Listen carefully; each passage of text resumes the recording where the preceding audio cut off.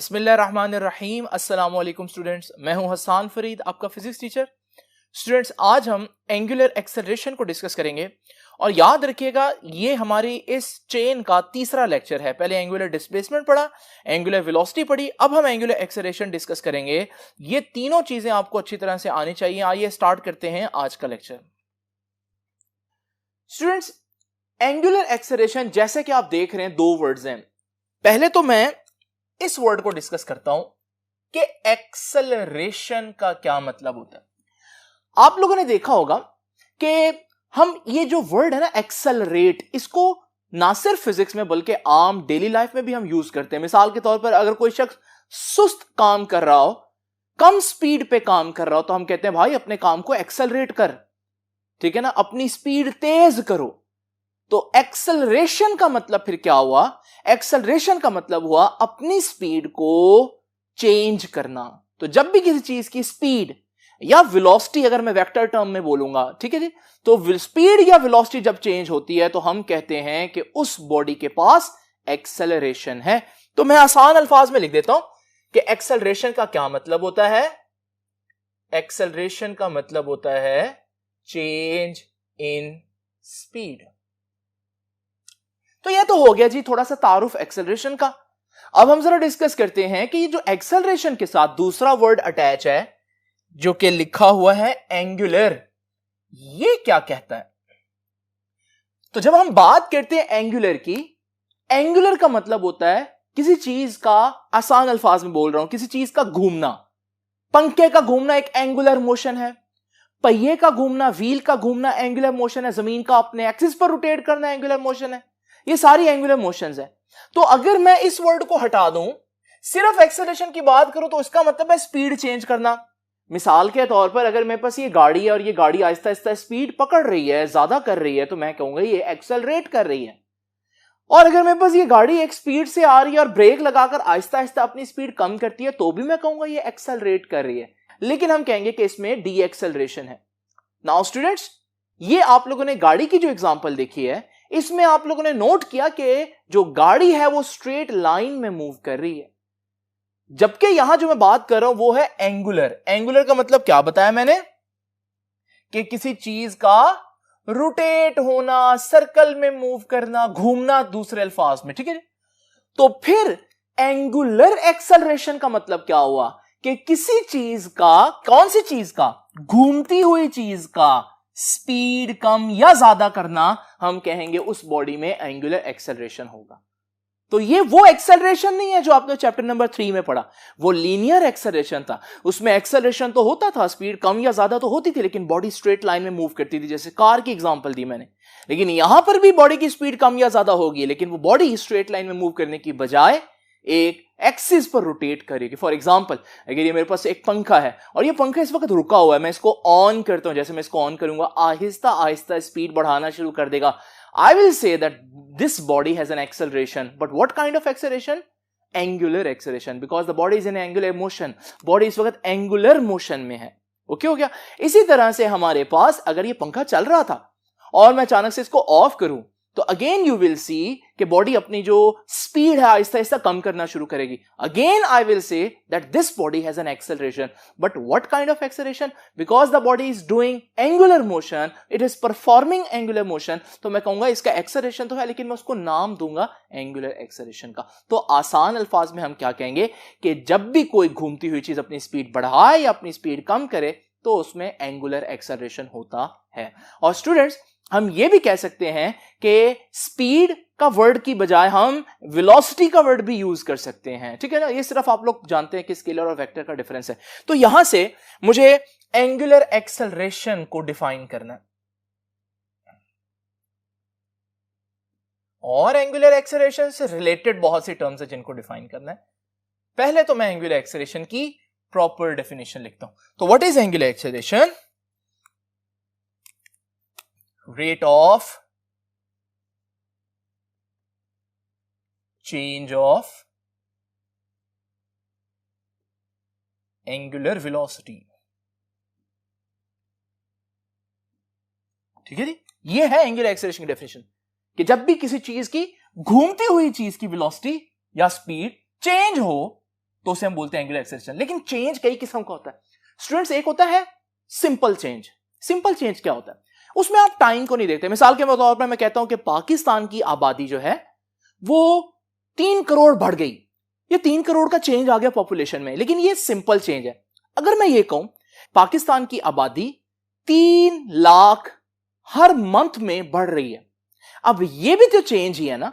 लेकिन आपने देखा आप इस चेंज में टाइम को भी इन्वॉल्व कर रहे हैं। आप कह रहे हैं हर मंथ में चेंज आ रहा है। जब आप टाइम के लिहाज से चेंज देखते हैं फिर उसे चेंज नहीं बोलते, फिर उसे हम बोलते हैं रेट ऑफ चेंज। इसके लिए उर्दू में एक वर्ड है, रेट के लिए एक वर्ड है शरह। फिर आप उसको आबादी में इजाफा नहीं बोलेंगे, आप कहेंगे आबादी में इजाफे की शरह। तो ये हो गया हमारे पास एंगुलर एक्सेलरेशन। तो यहां से हम एंगुलर एक्सेलरेशन का सिंबल बता देता हूं मैं आपको, अल्फा होता है। तो इस डेफिनेशन से फार्मूला निकालते हैं, change of angular velocity. Angular velocity याद है आपको ओमेगा था, तो चेंज ऑफ एंगुलर वेलोसिटी क्या होगी? फाइनल जितनी वेलोसिटी है माइनस इनिशियल जितनी वेलोसिटी है। और क्योंकि ये सिर्फ चेंज नहीं है बल्कि रेट ऑफ चेंज है, और रेट ऑफ चेंज में हम टाइम को भी इन्वॉल्व करते हैं, तो बेटा हम टाइम से डिवाइड करेंगे वो जितना भी टाइम है डेल्टा टी। तो ये है हमारे पास फॉर्मूला एंगुलर एक्सेलरेशन। और मैं इसको मजीद सिंपल करके भी लिख सकता हूं। देखिए अल्फा को एज इट इज लिखूंगा, ये omega F final velocity angular और इनिशियल एंगुलर वेलोसिटी, इनको जब मैं माइनस करूंगा तो बेटा ये चेंज इन एंगुलर वेलोसिटी आ जाएगी। नीचे तो ऑलरेडी चेंज इन टाइम है, तो ये हो गया हमारे पास एंगुलर एक्सेलरेशन का फॉर्मूला। तो आपको ये तो आइडिया हो गया कि भाई आपको कैसे पता चलेगा कोई बॉडी एंगुलर एक्सेलरेशन रखती है या नहीं, जब उसकी स्पीड घूमते हुए उसकी स्पीड कम या ज्यादा हो। अब जरा देखते हैं एंगुलर एक्सेलरेशन से कुछ रिलेटेड टर्म्स जो आपको पता होनी चाहिए। उसमें एक टर्म है हमारे पास यूनिफॉर्म एंगुलर एक्सेलरेशन।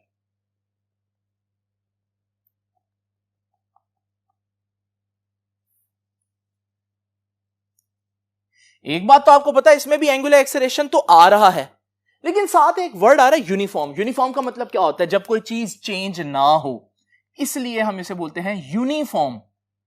कांस्टेंट हो कोई चीज, जैसे आपके स्कूल में आप कहते हैं ना मैंने यूनिफॉर्म पहना हुआ है, आप उसे यूनिफॉर्म क्यों कहते हैं? क्योंकि पूरे स्कूल के हर बच्चे का ड्रेस एक जैसा है, कांस्टेंट ड्रेसिंग है सबकी, तो इसलिए हम इसके लिए यूनिफॉर्म का वर्ड। तो एंगुलर एक्सेलरेशन यूनिफॉर्म कब होगा? आइए जरा एक एग्जांपल से समझते हैं स्टूडेंट्स।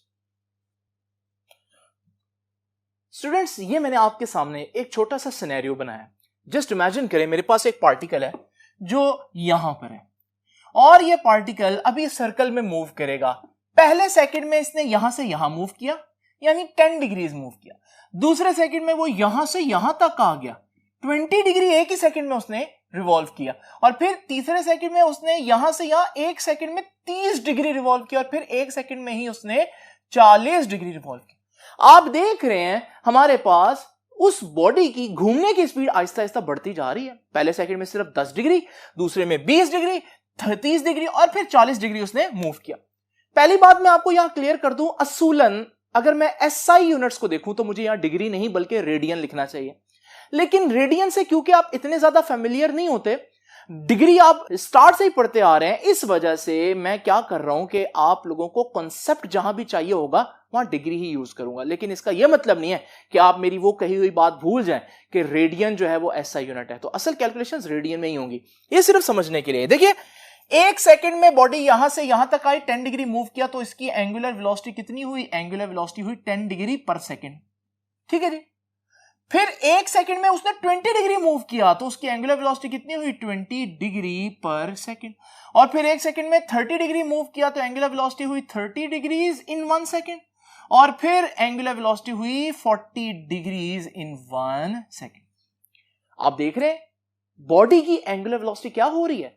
मुसलसल चेंज हो रही है। हर सेकंड में उसकी तय की हुई जो डिस्टेंस है वो चेंज हो रहा है, तो एंगुलर वेलोसिटी चेंज हो रही है। और याद है आज के लेक्चर से स्टार्ट में मैंने क्या बोला था? जब भी एंगुलर वेलोसिटी चेंज हो रही हो या स्पीड चेंज हो रही हो तो हम कहते हैं बॉडी के पास क्या होता है? बॉडी के पास एक्सेलरेशन होता है। क्योंकि बॉडी घूमते हुए ऐसा कर रही है तो उस एक्सेलरेशन को भी क्या बोलेंगे? Angular acceleration. तो भाई एक्सेलरेशन तो है बॉडी के पास। आइए जरा देखते हैं कितना एक्सेलरेशन है। एक सेकंड में उसने स्पीड 10 से 20 कर ली। भाई कितना चेंज आया? एक्सेलरेशन चेंज ही होता है ना। 10 से 20, 10 का चेंज आया। और फिर हमारे पास 20 से उसने स्पीड 30 कर ली, कितना चेंज आया? 10 का। 20 से 30 भी तो 10 का चेंज आया। और फिर उसने 30 से 40 कर ली, कितना चेंज आया? 10 का ही चेंज आया। आप देख रहे हैं बॉडी में एक्सेलरेशन है, लेकिन वो एक्सेलरेशन बजाते खुद चेंज नहीं हो रहा। चेंज तो है लेकिन चेंज में चेंज नहीं आ रहा, यानी कि वो जो चेंज है यानी कि एक्सेलरेशन वो कांस्टेंट है। ऐसा एक्सेलरेशन कहलाता है यूनिफॉर्म एक्सेलरेशन। तो स्टूडेंट्स ये था हमारे पास कॉन्सेप्ट यूनिफॉर्म एक्सेलरेशन का। इसको लिखना कैसे है आइए जरा देखते हैं।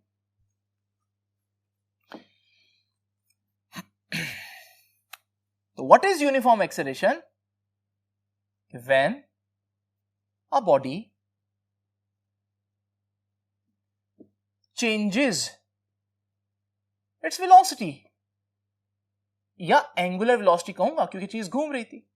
तो एक बॉडी अपनी वेलोसिटी चेंज कर रही है, लेकिन कैसे कर रही है?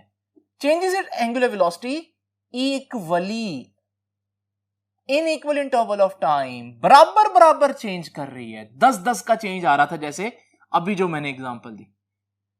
In equal interval of time, then the body is said to have, फिर हम कहेंगे बॉडी के पास क्या है? Uniform angular acceleration. ठीक हो गया स्टूडेंट्स? तो ये तो हो गया हमारे पास यूनिफॉर्म एंगुलर एक्सेलरेशन का थोड़ा सा तारुफ। अब जरा देखते हैं ये नॉन यूनिफॉर्म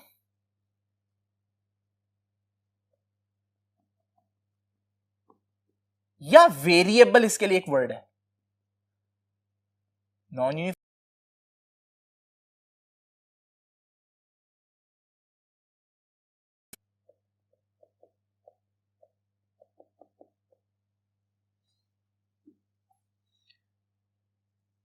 तो स्टूडेंट्स अभी जो हम लोगों ने देखा उसी तरह की एक एग्जांपल अब मजीद हम देखते हैं। स्टूडेंट्स अब जरा देखिए वही सिनेरियो हमारे पास, लेकिन वैल्यूज थोड़ी सी चेंज है। ये पॉइंट यहां से यहां तक गया 1 सेकंड में, यानी कि 10 डिग्रीज कवर किया, तो मैं कहूंगा इसकी स्पीड कितनी है? 10 डिग्रीज इन 1 सेकंड। फिर इसने 1 सेकंड में 20 डिग्रीज कवर किया, तो मैं कहूंगा इसकी एंगुलर स्पीड या एंगुलर वेलोसिटी कितनी है? 20 डिग्रीज पर सेकंड। फिर इसने 70 डिग्री अगले एक पूरे सेकंड में 70 डिग्रीज इसने रोटेट किया, तो मैं कहूंगा इसने 70 डिग्री पर सेकंड रिवॉल्व किया, तो इस सेकंड की वेलोसिटी इसकी ये है। और फिर अगले सेकंड में उसने 150 डिग्री रिवॉल्व किया, तो मैं कहूंगा इसकी वेलोसिटी जो है वो 150 डिग्रीज पर सेकंड है। पहले तो मैं आपसे पूछता हूं क्या वेलोसिटी सेम है या चेंज हो रही है? आप कहेंगे चेंज हो रही है, कि वेलोसिटी पहले कम थी और आहिस्ता आहिस्ता बढ़ रही है। तो एंगुलर वेलोसिटी चेंज हो रही है। एंगुलर वेलोसिटी चेंज होने का क्या मतलब होता है? हम लोगों ने सीखा कि जब भी वेलोसिटी चेंज हो रही है तो बॉडी में एक्सेलरेशन होता है। तो मैं कहूंगा भाई इस बॉडी के पास एंगुलर एक्सेलरेशन तो है, लेकिन आइए उस एंगुलर एक्सेलरेशन की नौइयत देखते हैं कि वो कैसा है। अगर आप देखें यहां से यहां बॉडी ने कितना स्पीड चेंज की? 10 से 20, तो कितने का चेंज आया? 10 का चेंज आया। और फिर हमारे पास उसने 20 से 70 कर ली स्पीड, चेंज तो आया लेकिन कितने का? 50 का। और ये एक्सेलरेशन हुआ इस इंटरवल का। और अगर 70 से 150 देखें तो हमारे पास चेंज आ रहा है, लेकिन कितने का आ रहा है? 80 का आ रहा है। भाई एक्सेलरेशन तो है। क्या एक जैसा एक्सेलरेशन है पिछले एग्जांपल की तरह? नहीं, पहले 10 था, फिर 50 गया और फिर 80 हो गया। तो एक्सेलरेशन तो है, लेकिन कैसा एक्सेलरेशन है? ऐसा एक्सेलरेशन है जो बजाते खुद भी चेंज हो रहा है। एक्सेलरेशन जो है वो कांस्टेंट नहीं है, इसे बोलते हैं नॉन यूनिफॉर्म एक्सेलरेशन। आइए इसको डिफाइन करते हैं। सारी डेफिनेशन ऊपर वाली है, सिर्फ एक वर्ड आपने चेंज कर लेना, और वो क्या है? कि when a body changes it's angular velocity, जब एक बॉडी अपनी एंगुलर वेलोसिटी चेंज करती है, यहां था ना वर्ड इक्वली, यहां आप लिखेंगे अनइक्वली। चेंज तो कर रही है लेकिन हर जगह एक जैसा चेंज नहीं आ रही। In equal interval of time. तो ये है हमारे पास, आगे आप खुद ही लिख लीजिएगा। Then the body is said to have non uniform angular acceleration. अब यहां पर स्टूडेंट्स एक नई टर्म हमारे पास आती है और वो है एवरेज एक्सेलरेशन या एवरेज एंगुलर एक्सेलरेशन। इसको भी जरा अच्छी तरह से समझना है, आप लोगों ने अंडरस्टैंड करना है। अब एवरेज एंगुलर एक्सेलरेशन क्या होती है और एवरेज की जरूरत कहां पड़ती है, आइए जरा देखते हैं उसी एग्जांपल से। स्टूडेंट्स, इससे पहले कि मैं आपको यह एग्जांपल समझाऊं, अभी आप ध्यान करें जरा इस डाटा पर। आप देख रहे हैं कि ये मेरी 4 मंथ की सैलरी है, सपोज करें। एक मंथ में मैंने 10,000 अर्न किया, 20,000, 30,000 और 40,000। अब ये जो हमारे पास 4 डिफरेंट फिगर्स हैं, अगर कोई मुझसे पूछता है भाई आपकी सैलरी कितनी है, तो मेरी सैलरी तो यूनिफॉर्म है ही नहीं, बल्कि मेरी सैलरी क्या है, नॉन यूनिफॉर्म, यानी कि सैलरी जो है वो हमारे पास कई वैल्यूज रखती है। अब मैं उसको क्या बताऊंगा, अब मैं उसको पूरी डिटेल थोड़ी ना बताऊंगा कि भाई एक महीने मैंने 10,000 कमाया, फिर 20,000, नहीं, मैंने उसको एक फिगर बतानी है। मैं यहां पर इन केसेस में जहां पर नॉन यूनिफॉर्म डाटा हो, वहां पर हम क्या करते हैं, एवरेज ले लेते हैं। कैसे लेते हैं एवरेज, मैं जितनी भी वैल्यूज हैं इन सब को ऐड करूंगा और जितने टोटल मंथ्स हैं, 4 मंथ्स की सैलरीज हैं, तो मैं 4 से डिवाइड करूंगा। ये जो सैलरी होगी ये सैलरी नहीं बल्कि ये कहलाएगी एवरेज सैलरी। तो ये कॉन्सेप्ट है हमारे पास एवरेज सैलरी का। नाउ स्टूडेंट्स जरा देखिए इसका आंसर हमारे पास 10,000, 20,000, 30,000 और 40,000, ये आ जाएगा 1 लाख। और कितने मंथ्स में, 4 मंथ्स में। अगर मैं 4 महीनों में कुल मिलाकर 1 लाख अर्न कर रहा हूं, तो इसका मतलब मैं कह सकता हूं मैंने हर महीने में 25,000 अर्न किया। क्या मैंने हर महीने 25,000 अर्न किया? एक्चुअली में नहीं, किसी महीने में 10,000 था, किसी में 20 था, किसी में 30 था। मैंने एक भी महीने में 25 नहीं किया।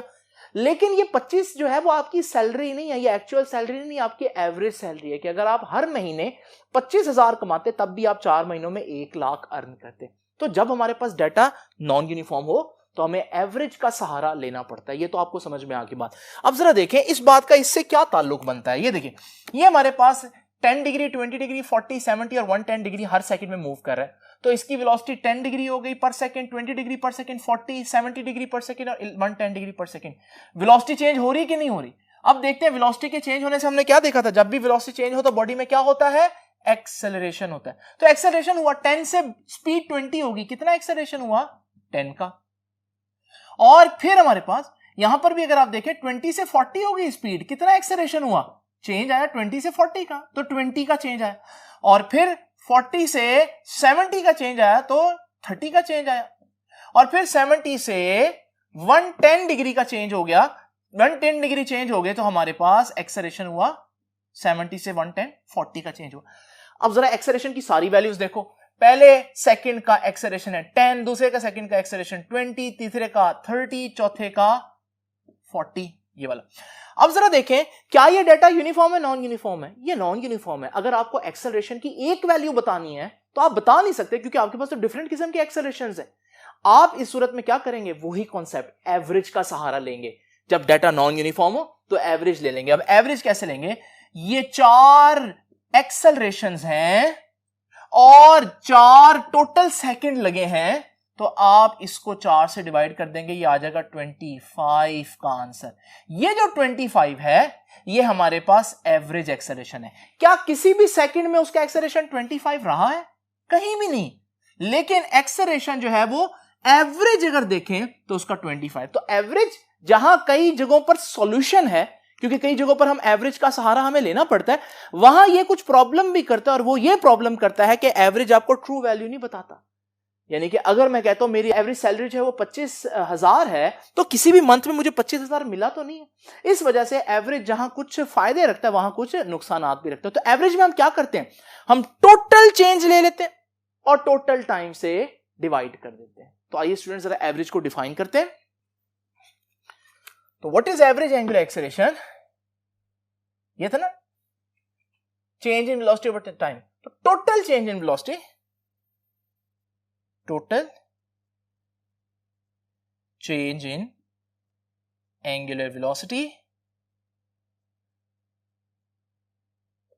divided by total time taken। ठीक है, तो फार्मूला अगर आप देखेंगे तो वो फार्मूला जो है वो यही बनेगा, delta omega over delta T, और यहां छोटा सा एवरेज लिख देंगे। तो फार्मूले में कोई किसी किस्म का चेंज नहीं है। नाउ स्टूडेंट्स, ये है एवरेज। मैंने बताया कि एवरेज में आप टोटल टाइम लेंगे, ये टोटल टाइम है। अब ये टोटल टाइम 1 घंटा भी हो सकता है, 10 घंटे भी हो सकते हैं, 50 घंटे भी हो सकते हैं, ठीक हो गया जी। लेकिन अगर आप ट्रू इंफॉर्मेशन देखना चाहते हैं, एवरेज नहीं बल्कि ट्रू, तो ट्रू इंफॉर्मेशन क्या होगी, आपको हर लम्हे की इंफॉर्मेशन बताई जाए। इस वजह से एवरेज एक्सेलरेशन की जगह पर हमारे पास एक और चीज भी है जिसे बोलते हैं instantaneous angular acceleration.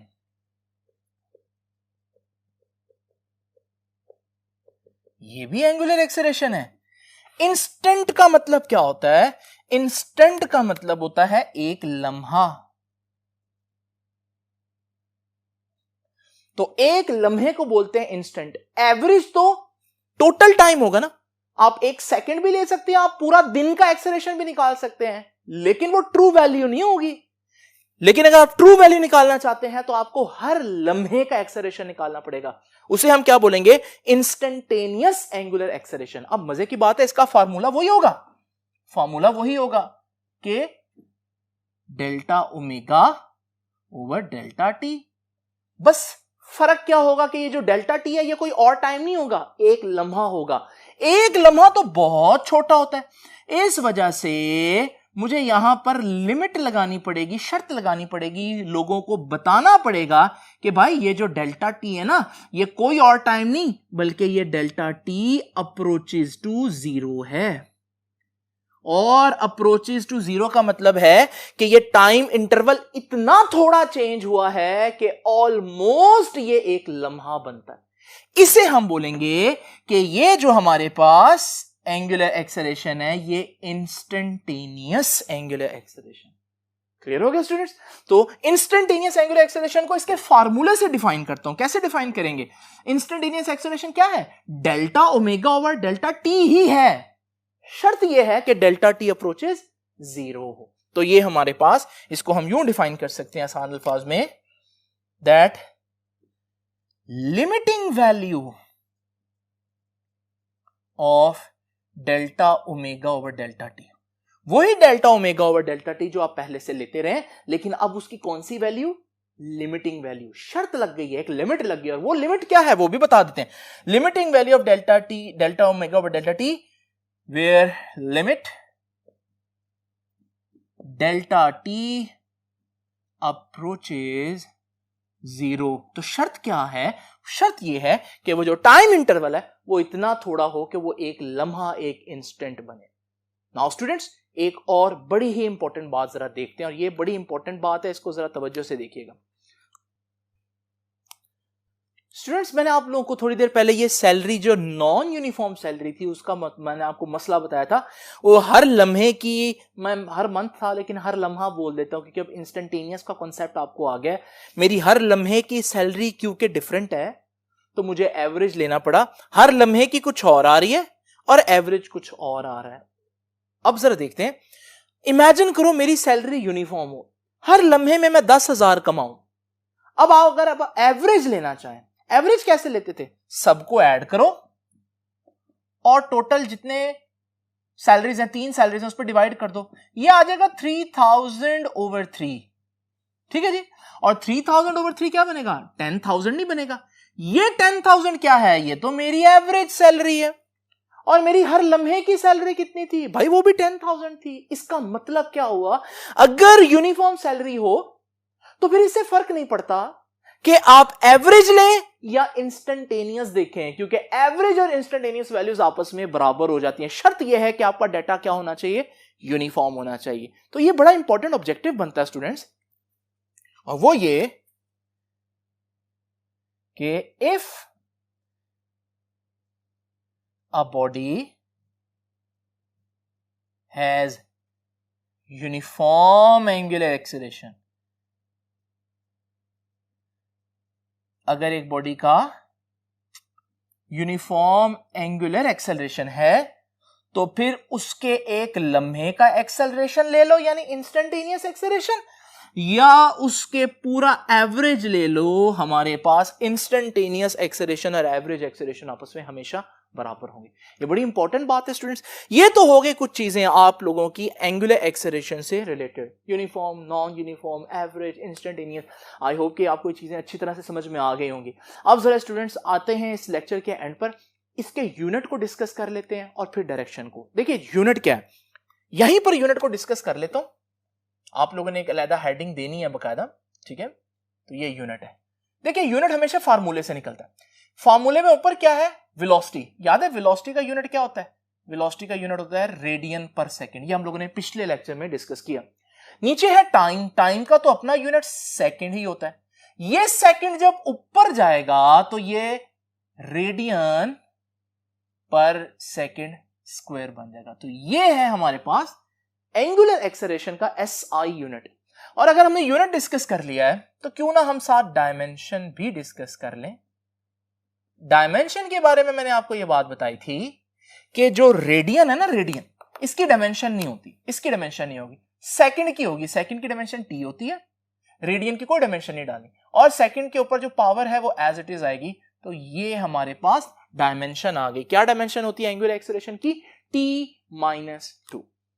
Now students आखिरी चीज आज की, और वो है डायरेक्शन। तो आइए जरा देखते हैं कि एंगुलर एक्सेलरेशन जो है इसकी डायरेक्शन कहां को होती है। अगर आपको याद हो, मैंने एंगुलर डिस्प्लेसमेंट की डायरेक्शन आपको बताई थी। एंगुलर डिस्प्लेसमेंट जो है उसकी डायरेक्शन कहां थी, राइट हैंड रूल में। अगर एक चीज घूम रही है तो जब घूमते हुए आपने अपनी फिंगर्स को घुमाओ के डायरेक्शन में कर्ल करना है तो अंगूठा जो है वो क्या बताएगा, एंगुलर डिस्प्लेसमेंट बताएगा। अब जरा तवज्जो कीजिएगा, अगर एंगुलर वेलोसिटी की बात करें तो एंगुलर वेलोसिटी में भी यही रूल था, तो एंगुलर वेलोसिटी भी ऊपर को होगी। अब सवाल है कि एंगुलर एक्सेलरेशन कहां को होगा। तो स्टूडेंट जरा कॉपी पेंसिल निकाल लें और ये बात जो मैं अब आपको बताने लगा हूं इसको ध्यान से नोट कर लें, क्योंकि मैं ये नहीं लिखूंगा, आप लोगों ने ये बात खुद लिखनी है। स्टूडेंट्स ये देखिए, मेरे पास ये एक पंखा जो है वो फुल स्पीड पर घूम रहा है। जरा जल्दी से बताएं इसका एंगुलर डिस्प्लेसमेंट कहां होगा। आप कहेंगे राइट हैंड रूल, ऊपर को। एंगुलर वेलोसिटी कहां होगी, आप कहेंगे राइट हैंड रूल, ऊपर को।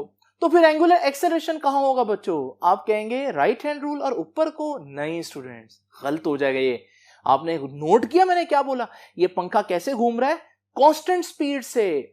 और जब किसी चीज की स्पीड चेंज ना हो रही हो, तो आज का लेक्चर तो हम लोगों ने यही डिस्कस किया ना कि उसमें एक्सेलरेशन नहीं होता। तो इस वक्त एंगुलर डिस्प्लेसमेंट भी है, एंगुलर वेलोसिटी भी है, लेकिन एंगुलर एक्सेलरेशन नहीं होगा। तो एंगुलर एक्सेलरेशन कब होगा, जब स्पीड चेंज होगी। आइए स्टूडेंट इस फैन को ऑन करते हैं। जब हम इस फैन को ऑन करेंगे तो आप देखेंगे कि आहिस्ता आहिस्ता ये स्पीड बढ़ाना शुरू करेगा। मैं आपसे पूछता हूं एंगुलर डिस्प्लेसमेंट कहां है, आप कहेंगे राइट हैंड रूल में, ऊपर को। एंगुलर वेलोसिटी कहां है, आप कहेंगे राइट हैंड रूल, ऊपर में। और अगर मैं आपसे पूछूं एंगुलर एक्सेलरेशन है या नहीं, तो आप कहेंगे भाई अब तो स्पीड बढ़ रही है। और कहां को होगा बेटा, जहां पहले दोनों वेक्टर्स हैं एंगुलर एक्सेलरेशन भी ऊपर को ही होगा। इसका मतलब हम लोगों ने क्या सीखा, ये बात लिख लें, डायरेक्शन की हेडिंग में, और ये बात लिखें कि when the angular speed is increasing, angular acceleration will be in the direction of angular velocity and angular displacement. कि जहां एंगुलर डिस्प्लेसमेंट और एंगुलर वेलोसिटी का वेक्टर था, एंगुलर एक्सेलरेशन का वेक्टर भी उधर ही होगा। लेकिन यह कब होगा, इफ स्पीड इज इंक्रीजिंग। लेकिन हमेशा ऐसा तो नहीं होता। इमेजिन करें इस फैन को मैं ऑफ करता हूं, अब भी तो आहिस्ता आहिस्ता स्पीड चेंज कर रहा है ना, कम कर रहा है, लेकिन अब ये स्पीड कम कर रहा है, घूम तो उसी डायरेक्शन में रहा है। मैं कहूंगा एंगुलर डिस्प्लेसमेंट का, आप कहेंगे angular displacement right hand rule, ऊपर। एंगुलर वेलोसिटी कहां है, राइट हैंड रूल, ऊपर। एंगुलर एक्सेलरेशन है या नहीं, आप कहेंगे है, क्योंकि हमारे पास अब स्पीड चेंज हो रही है लेकिन स्पीड कम हो रही है। तो यहां पर एंगुलर वेलोसिटी ऊपर को है, लेकिन एंगुलर एक्सेलरेशन यहां डाउनवर्ड होगा। तो स्टूडेंट्स ये बड़ी इंपॉर्टेंट बात है कि हम लोगों ने देखा कि if the speed is decreasing या एंगुलर स्पीड इज डिक्रीजिंग, तो फिर हम क्या कहेंगे, angular acceleration will be opposite to angular velocity, यानी कि 180 डिग्री बनेगा इन दोनों के दरमियान। तो ये आप लोगों ने देखा कि हमारे पास एंगुलर वेलोसिटी और एंगुलर डिस्प्लेसमेंट जो थे ना, उनका एक डायरेक्शन थी, लेकिन एंगुलर एक्सेलरेशन की दो डायरेक्शंस होती हैं। अगर स्पीड बढ़ रही हो तो कोई और डायरेक्शन, अगर स्पीड कम हो रही हो तो फिर कोई और डायरेक्शन। और आपने ये देखा है, बहुत इंपॉर्टेंट बात, कि हर घूमती चीज में एक्सेलरेशन नहीं होता। हर घूमती चीज में तब एक्सेलरेशन होगा जब उसकी स्पीड कम या ज्यादा होगी। बिल्कुल जैसे हम कहते हैं उर्दू में कि हर चमकती चीज सोना नहीं होती, बिल्कुल इसी तरह से हर घूमती चीज में जरूरी नहीं कि एंगुलर एक्सेलरेशन हो, लेकिन हर घूमती चीज में एंगुलर डिस्प्लेसमेंट और एंगुलर वेलोसिटी जरूर होगी। स्टूडेंट्स, ये थे हमारे पास एंगुलर एक्सेलरेशन के कुछ कॉन्सेप्ट्स। आई होप कि आपको ये चीजें बहुत अच्छे से क्लियर हो गई होंगी। और ये 3 लेक्चर्स इस पूरे चैप्टर की बेस हैं। ये 3 लेक्चर्स पर इसलिए थोड़ा सा ज्यादा टाइम लगा ताकि आगे आप लोगों को बार बार प्रॉब्लम ना आए। तो आई होप कि आज का लेक्चर आपको समझ में आया होगा। आपसे मुलाकात होगी अब इंशाल्लाह नेक्स्ट लेक्चर में। तब तक के लिए अल्लाह हाफिज।